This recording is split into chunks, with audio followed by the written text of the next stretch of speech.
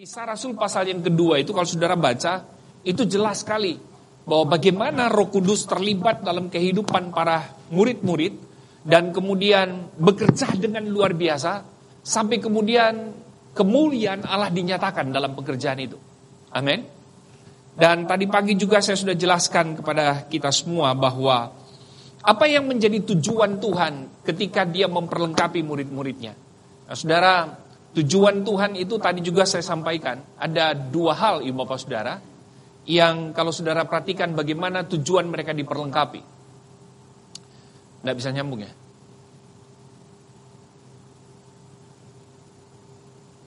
Konektornya mungkin nggak pasang kali ya. Nah, tujuan yang pertama ketika mereka diperlengkapi, firman Allah berkata supaya mereka apa saudara? Memuridkan saudara. Bangsa-bangsa, supaya kemudian murid-muridnya ini keluar dari Yerusalem dan kemudian memuridkan bangsa-bangsa yang ada ibu bapak saudara. Dan yang kedua ibu bapak saudara, firman Allah berkata tujuan mereka diperlengkapi itu adalah mereka menjadi saksi Kristus. Lanjut terus. Nah, mereka menjadi saksi Kristus saudara. Tadi juga saya sudah jelaskan ini dalam Kisah Rasul pasal yang pertama ayat yang ke-8, firman Allah berkata, Tetapi kamu akan menerima kuasa bila mana Roh Kudus turun ke atas kamu dan kamu akan menjadi apa saudara? Saksi-saksiku. Jadi selain kemudian Tuhan Yesus memperlengkapi mereka dengan cara berpikir yang berbeda, Tuhan juga Yesus memberikan kepada mereka Roh Kudus dan manifestasi daripada Roh Kudus itu diberikan kepada mereka. Tujuannya supaya apa ibu bapak saudara? Para murid-murid ini menjadi saksi.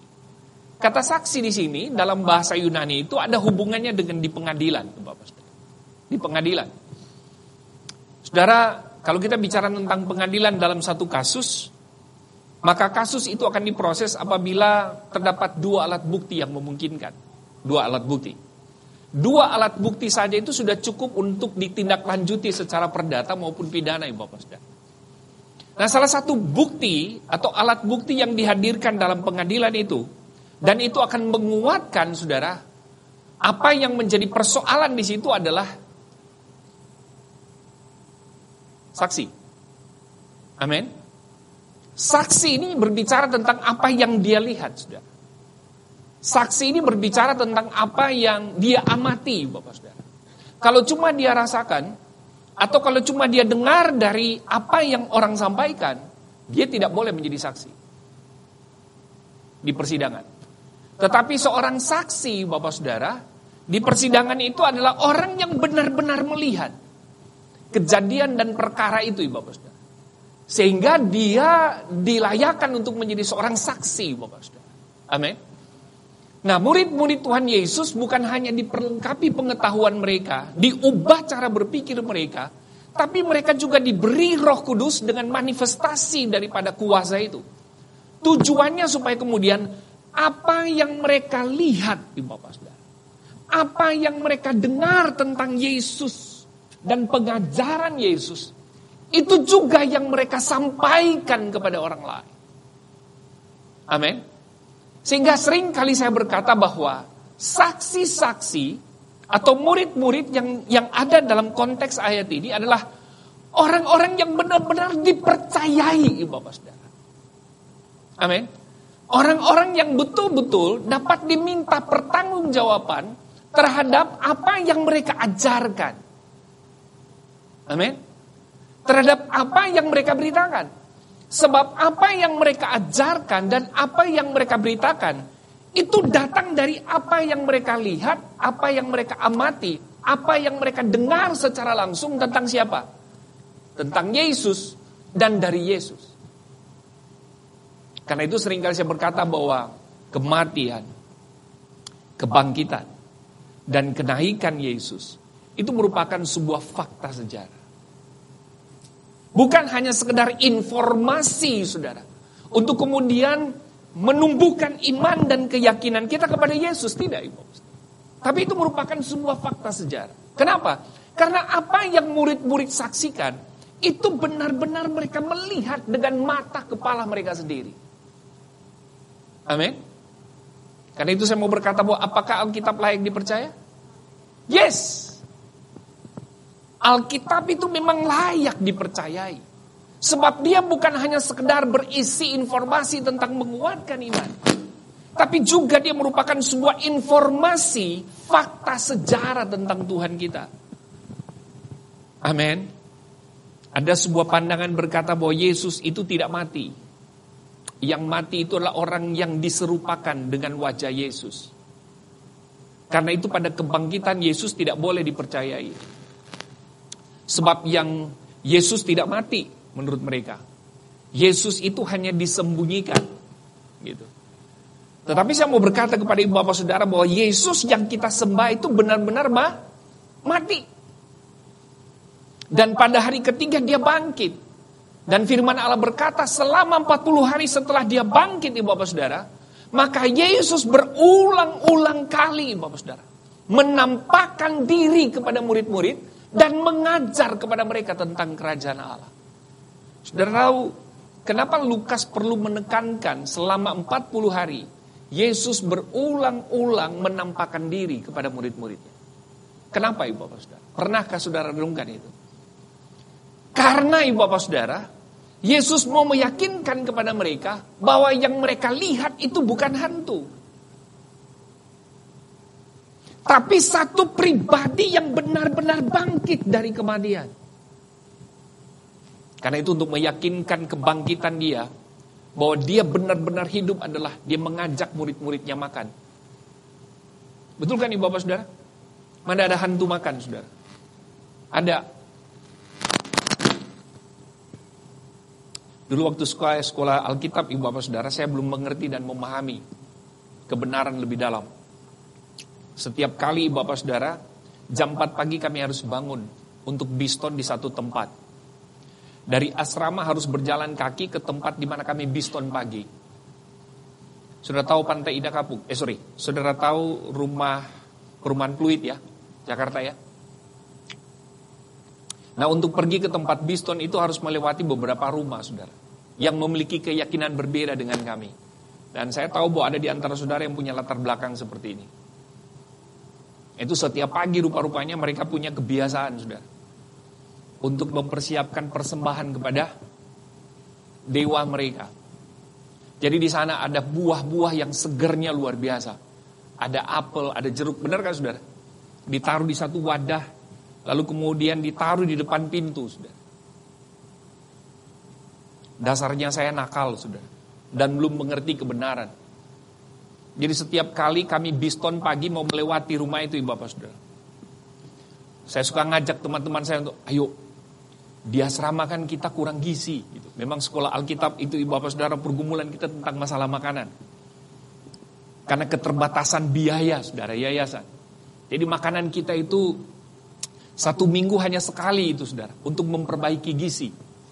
Tapi mulai dari hari Senin sampai dengan hari Jumat itu menderitanya luar biasa. Kalau nggak tahu tempe, kalau nggak tempe tahu saudara.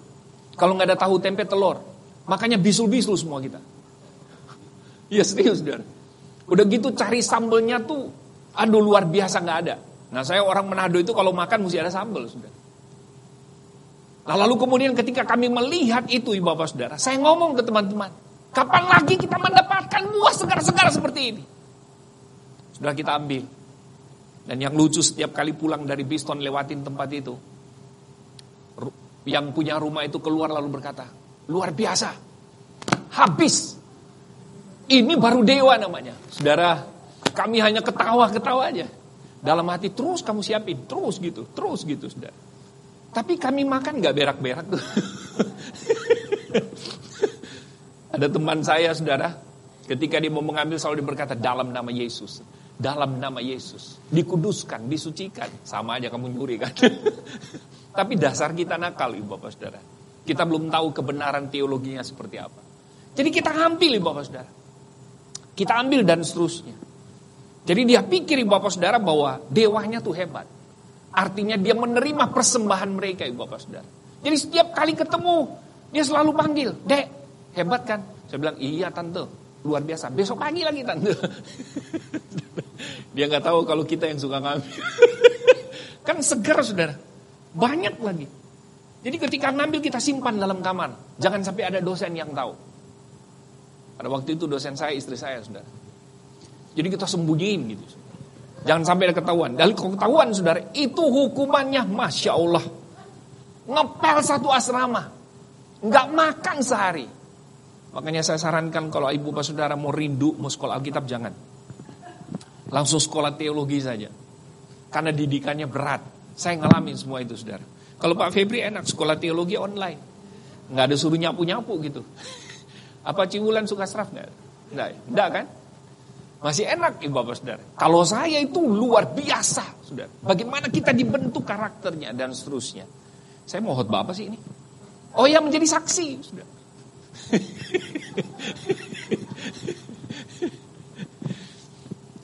Jadi saksi ini penting ibu bapak saudara. Jadi ada orang saudara menyembah sesuatu yang dia sendiri nggak lihat, yang dia sendiri tidak mendapatkan sebuah informasi yang valid terhadap apa yang dia percayai. Paulus berkata begini bapak saudara. Aku ingin mengetahui tentang siapa yang aku sembah. Luar biasa nggak Paulus?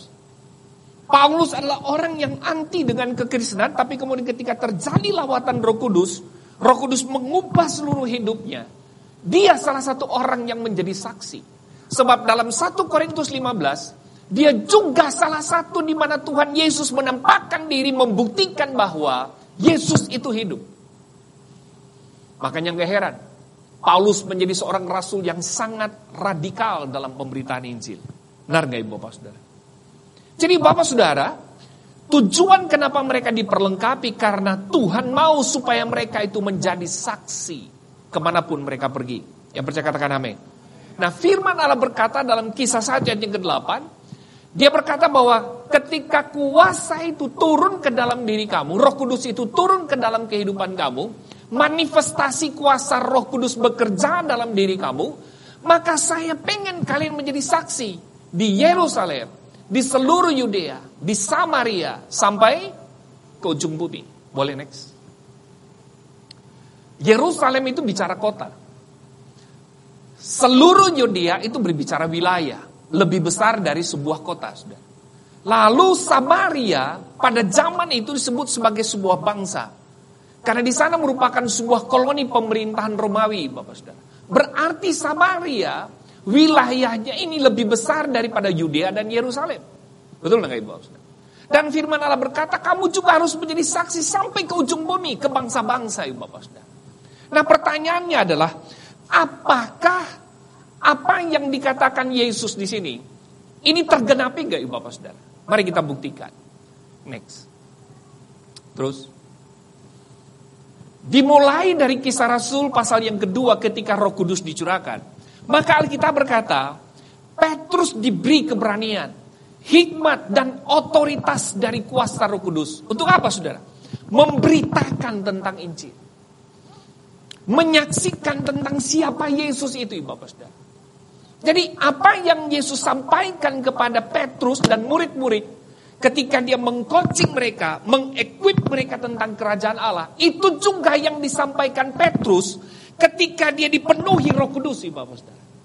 Dan Alkitab berkata, karena keberanian dan kuasa yang datang daripada Roh Kudus. Perhatikan nih Bapak Saudara. Maka ada 3.000 jiwa lebih Saudara menerima firman itu. Dan kemudian mereka percaya pada Yesus. Dan mereka memberi diri untuk dibaptis. Next. Kisah Rasul pasal 2 ayat 37-38 berkata begini. Ketika mereka mendengar hal itu, hati mereka sangat terharu. Lalu mereka bertanya kepada Petrus dan rasul-rasul yang lain, apakah yang harus kami perbuat, saudara-saudara? Jawab Petrus kepada mereka, bertobatlah dan hendaklah kamu masing-masing memberi dirimu dibaptis dalam nama Yesus Kristus untuk pengampunan dosamu. Maka kamu akan menerima apa saudara? Karunia Roh Kudus. Firman Allah berkata ketika kita menerima Yesus, bertobat dan lahir baru, seketika itu juga ibu bapak saudara, kita menerima Roh Kudus. Roh Kudus yang ada dalam diri kita ini bukan merupakan Roh Kudus yang sifatnya sama dengan perjanjian lama. Berbeda saudara. Dalam perjanjian lama, Roh Allah itu keluar masuk dalam diri seseorang. Tetapi dalam perjanjian baru, Roh Kudus itu menetap dalam kehidupan kita. indwelling, saudara. Dia tetap ada dalam hidup kita. Kita mau ke gereja atau tidak mau ke gereja. Kita mau baca Alkitab atau tidak mau baca Alkitab. Kita mau berdoa atau tidak, ibu bapak saudara. Saudara mau berpuasa atau tidak, Roh Kudus itu tetap ada dalam diri kita. Amin, ibu bapak saudara. Next. Terus saja. Nah, kalau saudara perhatikan, akibat daripada Roh Kudus bermanifestasi dalam kehidupan kurang lebih 3.000 itu, saudara. Maka kalau saudara perhatikan di Kisah Rasul pasal yang kelima, itu benar-benar Yerusalem mengalami transformasi kota. Next. Yang pertama, ibu bapak saudara, dalam pasal 5 ayat yang ke-12 sampai 13. Firman Allah berkata begini, dan oleh rasul-rasul diadakan banyak tanda dan mujizat di antara orang banyak. Semua orang percaya selalu berkumpul di Serambi Salomo dalam persekutuan yang erat. Orang-orang lain tidak ada yang berani menggabungkan diri kepada mereka. Namun mereka, apa saudara? Sangat dihormati orang banyak. Gereja pada waktu itu, ibu bapak saudara, dihormati. Kenapa? Karena ada otoritas Tuhan di dalam gereja itu. Tidak ada lagi kepentingan pribadi dalam setiap jemaat, ibu bapak saudara. Tidak ada. Semua yang gabung dalam jemaat mula-mula itu hanya memiliki satu hati dan satu pikiran. Hati dan pikiran mereka hanya tertuju pada pemberitaan tentang Yesus. Tidak ada yang saling menonjolkan diri. Tidak ada iri hati di situ, ibu bapak saudara. Tidak ada. Saudara, rupa-rupanya apa yang terjadi dalam gereja mula-mula ini, itu yang membuat orang menghormati komunitas ini. Respect dengan komunitas ini, ibu bapak saudara. Kenapa? Karena sekali lagi ada otoritas, ada wibawa ilahi di tempat mereka. Tadi pagi saya berkata bahwa jika gereja dalam sebuah komunitas jemaat itu meninggikan Tuhan, itu menempatkan Tuhan sebagai pusat di mana kita melayani, maka percayalah ibu bapak saudara, kita akan direspek, kita akan dihormati mereka.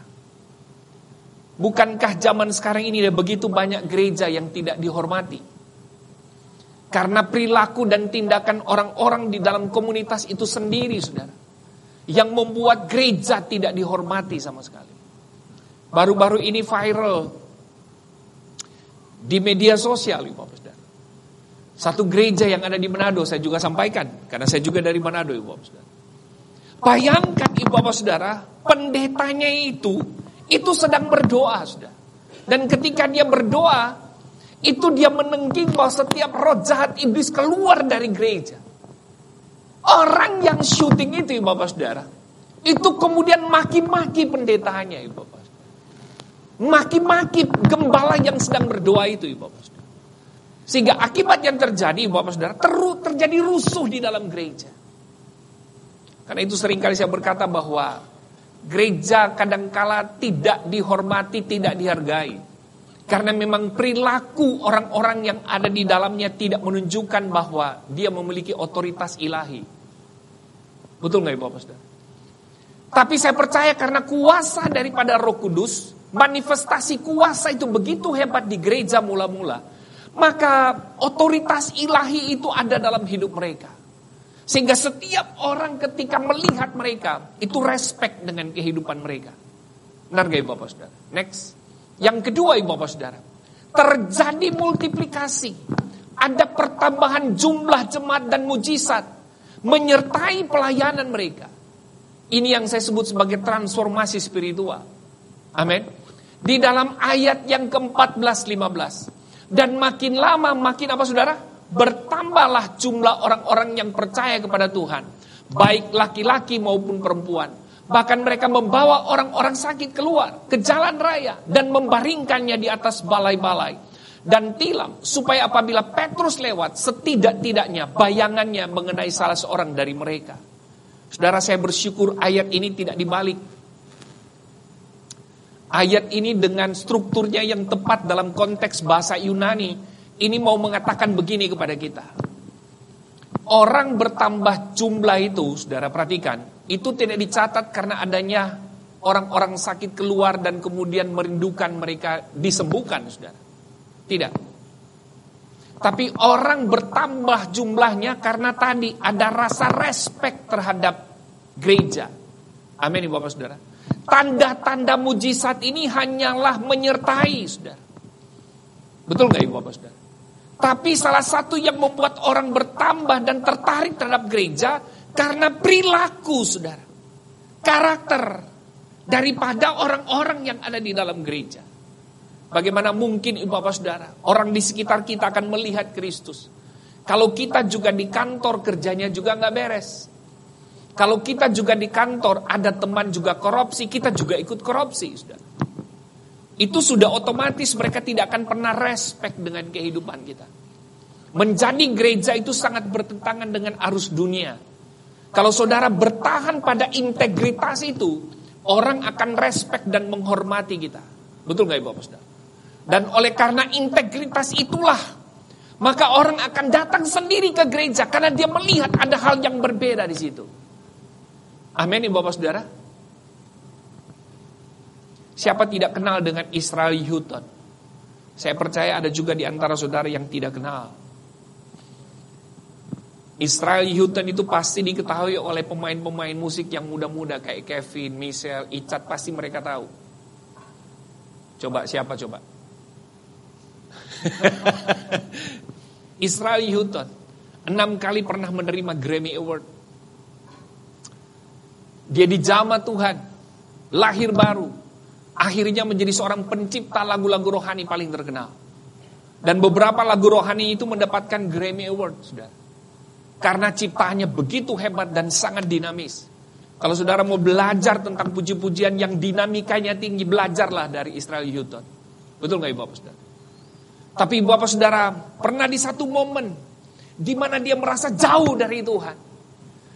Dia merasa bahwa tim ini ketika mereka memuji dan menyembah Tuhan itu rasanya kok jauh dari Tuhan, Bapak Saudara. Dan kemudian dia melakukan sebuah transformasi spiritual di tim dia. Nah, bagaimana dia mengalami dan merubah semua orang yang tergabung dengan dia dalam sebuah pelayanan praise and worship itu, saudara boleh baca dalam satu buku yang dia tulis tentang pujian penyembahan. Itu luar biasa, saudara. Apa yang dia ubah? Dia cuma mau berkata begini. Ternyata orang yang sudah menyembah dan memuji Tuhan bahkan bermain musik dengan begitu hebat.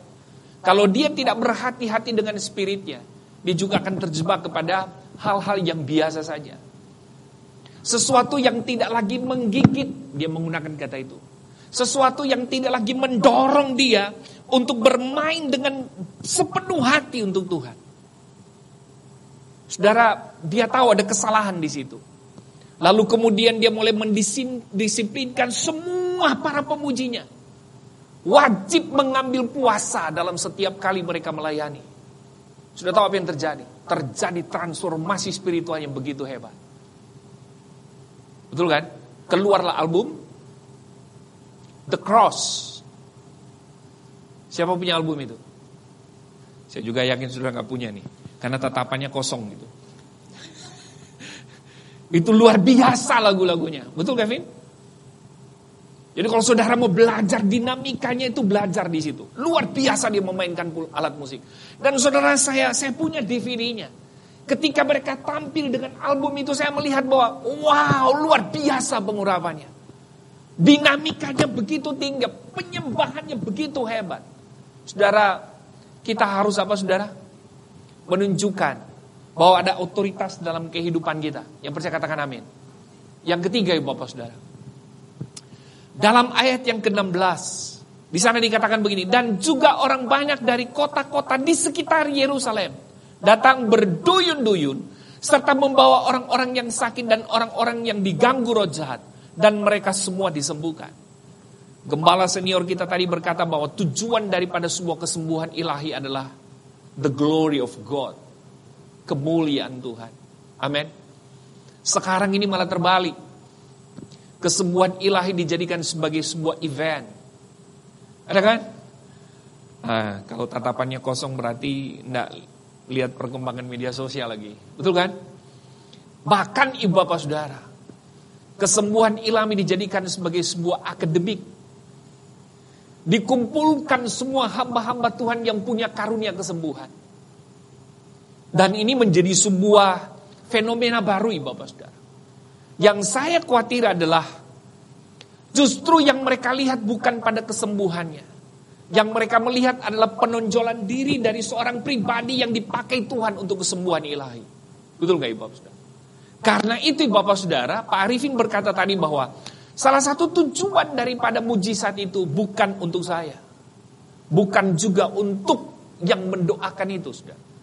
Tapi untuk Tuhan. Yang percaya katakan amin. Karena itu ibu bapak saudara, dalam bahasa Yunani, kata mujizat itu sebetulnya dia lebih tepat diterjemahkan dengan kata sign, tanda. Amin. Hasil daripada sebuah mujizat itu penting. Tetapi terkadang ibu bapak saudara, kita berhenti pada hasil mujizat. Tuhan tuh mau kita mencari sumber mujizatnya. Bukan mujizat itu sendiri ibu bapak saudara. Karena itu mujizat itu sign, tanda saja. Kalau kita sedang sakit, kemudian seorang pendeta datang dan kemudian kita didoakan dan mengalami kesembuhan. Perhatikan ibu bapak saudara. Jangan berhenti bersyukur pada kesembuhan. Amin. Cari si pemberi mujizat itu. Amin ibu bapak saudara. Sebab yang paling penting dalam hidup kita adalah Tuhan Yesusnya. Bukan mujizatnya ibu bapak saudara. Amin. Benar. Mujizat itu juga salah satu fungsinya adalah supaya kemudian orang berduyun-duyung datang ke gereja. Tapi sekali lagi itu bukan faktor utama. Yang keempat ibu bapak saudara, gereja berdambah keluar. Dan ini yang menarik buat saya. Yang keempat adalah akibatnya adalah gereja mulai mengalami apa saudara? Tekanan dan penderitaan. Tetapi mereka tetap menjadi saksi dan memberitakan Injil karena Roh Kudus dan kuasanya menyertai. Mari kita lihat ayatnya. Next. Perhatikan ibu bapak saudara. Ayat 17-18 berkata begini. Akhirnya mulailah imam besar dan pengikut-pengikutnya, yaitu orang-orang dari mazhab Saduki, bertindak sebab mereka sangat iri hati. Mereka menangkap rasul-rasul itu, lalu memasukkan mereka ke dalam penjara. Pertanyaan saya, apakah kemudian ketika mereka masuk penjara, jemaat-jemaat yang lain lalu kemudian melarikan diri dan tidak lagi menjadi saksi, bapak saudara? Perhatikan ayat selanjutnya. Ini yang menarik buat saya. Ayat 19 dan 21 berkata apa?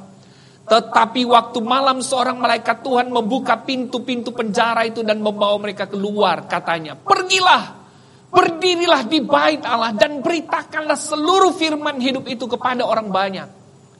Dan firman Allah berkata, mereka mentaati pesan itu. Dan menjelang pagi masuklah mereka ke dalam bait Allah. Lalu apa saudara? Bayangkan ibu bapak saudara. Yang mereka datangi adalah pusat penyembahan orang Yahudi yang sesungguhnya orang-orang inilah yang membuat mereka ditangkap. Tapi firman Allah berkata, mereka justru datang di hadapan bait Allah, lalu memberitakan firman di situ dan mengajar tentang firman. Lihat, tidak ada ketakutan sama sekali dalam hidup mereka. Ini menjadi perenungan kita bersama. Amin. Apapun yang terjadi dan situasi seperti kondisi apapun yang mereka alami, perhatikan, mereka tetap menjadi saksi. Amin. Kadang kita sudah terlalu nyaman dengan kehidupan kita, sehingga kita kadang-kala sudah mulai menjaga diri kita dengan siapapun, ibu bapak saudara. Mulai ada ketakutan dan kekhawatiran dalam hidup kita. Tapi mari kita belajar dari gereja mula-mula. Kalau saudara yakin bahwa Roh Kudus yang ada dalam diri saudara adalah dinamis, seperti api yang berkobar-kobar, maka percayalah ibu bapak saudara, dia pasti akan menyertai kita ketika kita menyampaikan kepada orang lain tentang apa? Tentang firman. Satu kali ibu bapak saudara, saya jalan-jalan dalam satu kota karena diundang untuk pelayanan di satu kota, di Kediri ibu bapak saudara. Lalu karena saya pencinta kopi ibu bapak saudara, saya tanya kepada gembala, Pak, di sini ada kafe nggak yang bagus? Nggak ada, Pak Luki. Yang ada cuma satu kafe yang juga terkenal, saya nggak akan sebut lah. Gitu. Yang ada jiwa-jiwanya lah. Gitu. Lalu saya tanya di mana tempatnya? Oh itu di alun-alun. Jadi Pak Luki lurus saja, itu pas di pojok, disitulah jiwa-jiwa itu katanya. Kafenya namanya. Lalu saudara, saya panggil tukang beca, dan kemudian tukang beca ini bawa saudara. Tapi sebelumnya saya katakan gini, Pak, kalau misalnya Bapak bawa saya muter-muter kota ini, saya bayar berapa? Oh saya bayar, Bapak bayar saja saya 25.000, saudara bisa bayangkan beca ibu Bapak saudara. Bayar saja saya 25.000. Saya bilang, oke. Pak, setelah putar-putar nanti Bapak ke alun-alun, di situ ada kafe namanya Titik-Titik Jiwa. Oh iya Pak, saya tahu tempatnya. Kopinya enak katanya. Gitu. Putar, saudara, saya sampai di situ kemudian turun, saudara. Ketika nyampe, ada 3-4 orang sedang minum kopi. Saya turun dan kemudian yang tukang becak bilang begini, Pak, saya tunggu aja ya. Nggak usah lagi cari yang namanya tukang becak yang lain. Oh iya Pak, tunggu aja deh.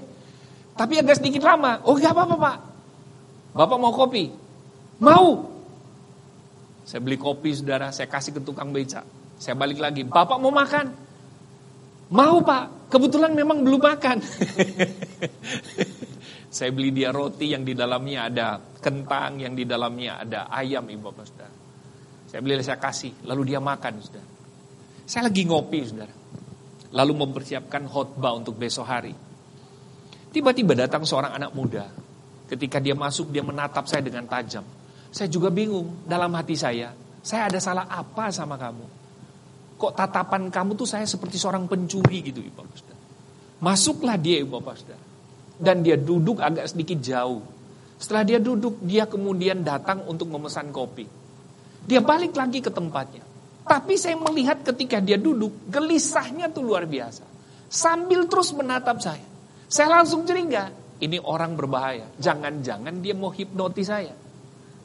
Benar gak ibu bapak saudara? Kita kan selalu suka cari pembenaran gitu. Masih ingat quote saya tadi? Masih ingat? Pembenaran adalah usaha kita untuk mempertahankan sebetulnya kelemahan. Tapi dibenarkan oleh Tuhan, apa saudara? Usaha Tuhan untuk melepaskan kelemahan kita.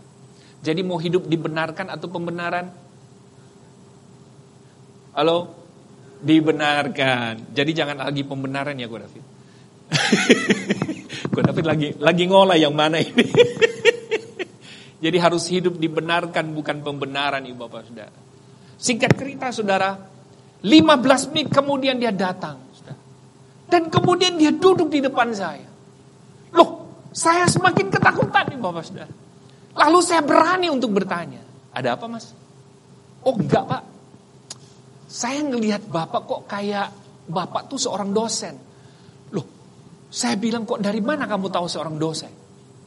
Dari tatapan mata bapak dan pakai kacamata. Jadi orang yang pakai kacamata itu kelihatan pintar saudara. Ko David mau pakai kacamata? Pak ya semua. Waktu saya tinggal 10 menit, Pak Gideon marah terus sama saya. Singkat cerita saudara, akhirnya dia duduk. Lalu dia ngomong, Pak, saya pingin bahas tentang filsafat dengan Bapak. Saudara, apa yang dia ngomong memang itulah mata kuliah yang saya ajar. Saya pingin ngomong tentang Bapak, tentang apologet. Saudara, apa yang dia ngomong itu yang saya ngajar mata kuliah di teologi. Saudara, di hati saya nangis. Artinya gini Bapak Saudara, Tuhan tuh ngomong, padahal dia tuh jiwa. Kenapa kamu bukan duluan datangi dia? Kenapa dia yang harus datangin kamu Luki? Betul gak Bapak Saudara? Dia datang dengan sebuah intimidasi. Menurut saya, padahal enggak. Ternyata memang Roh Kudus yang menggerakkan hatinya untuk ketemu dengan saya. Diskusi panjang lebar. Dia gak ngerti tentang Tuhan. Yang dia tahu tuh Tuhan itu adalah zat. Saya jelaskan konsep Tuhan dari kekristenan. Akhir daripada sebuah penjelasan itu Bapak Saudara, dia berkata begini, Pak, boleh tunjukkan tempat di mana Bapak akan melayani besok? Saya tunjukin Saudara. Di sini tempat saya mau melayani. Saudara, saya pulang setelah pelayanan. Anaknya gembala telepon sesudah itu. Pak Luki, opo? Ada orang nyari Pak. Loh siapa? Namanya ini. Ya, terus minta dibaptis. Katanya pelayanan Pak Luki. Beri tepuk tangan buat Tuhan, saudara. Saudara, itu dalam kondisi yang menyenangkan. Kalau ini tidak menyenangkan, tapi mereka tetap memberitakan Injil. Mau melakukan?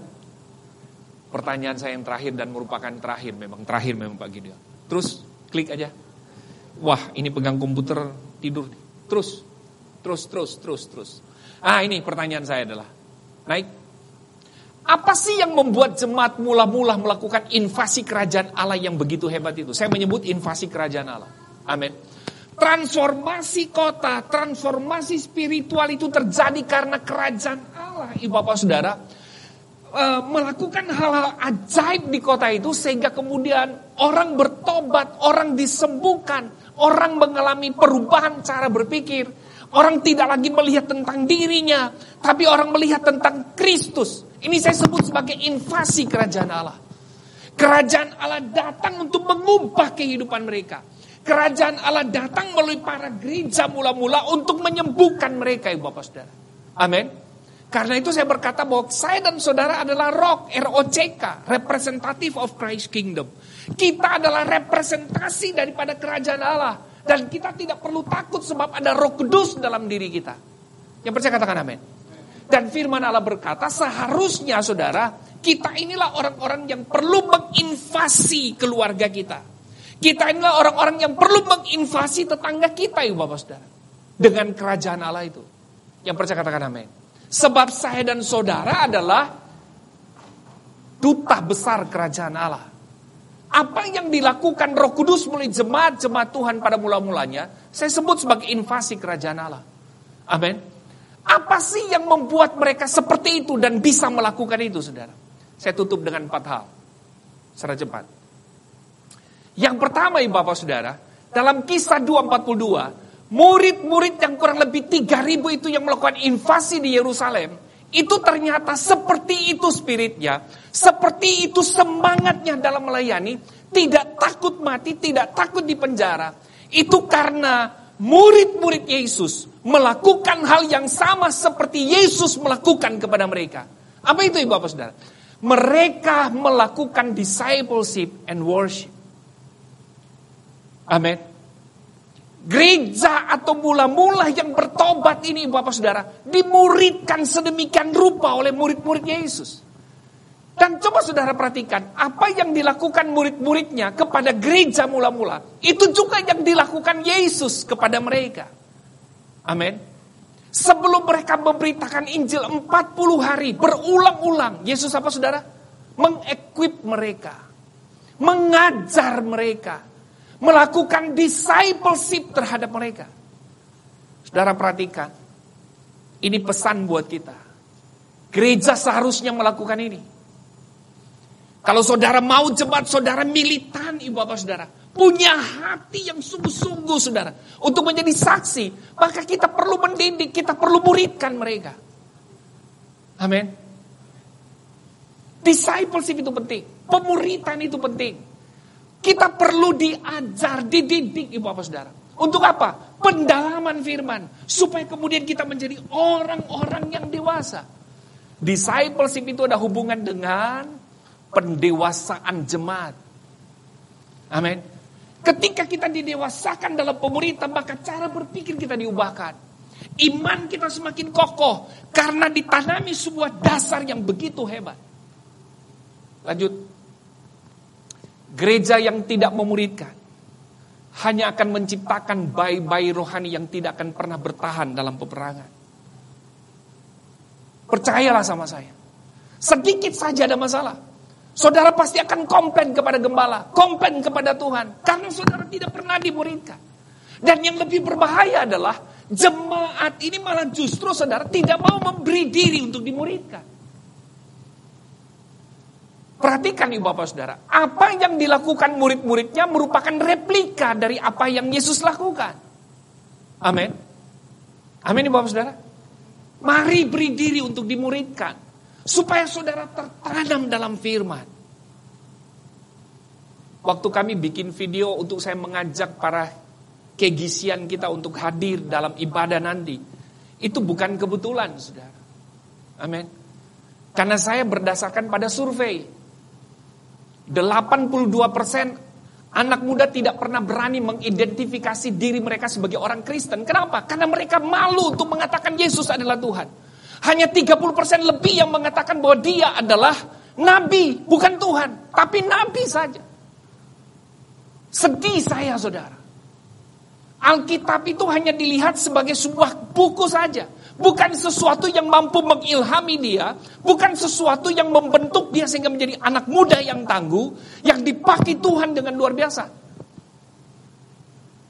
Kalau ditanya berapa kali kamu baca Alkitab, sorry, saya tidak punya waktu untuk membaca firman. Generasi ini yang sekarang ada, Ibu. Amin. Amin, saudara. Mau nggak kita mau dimuridkan? Karena itu gereja kita akan membuka kelas pemuridan. Amin.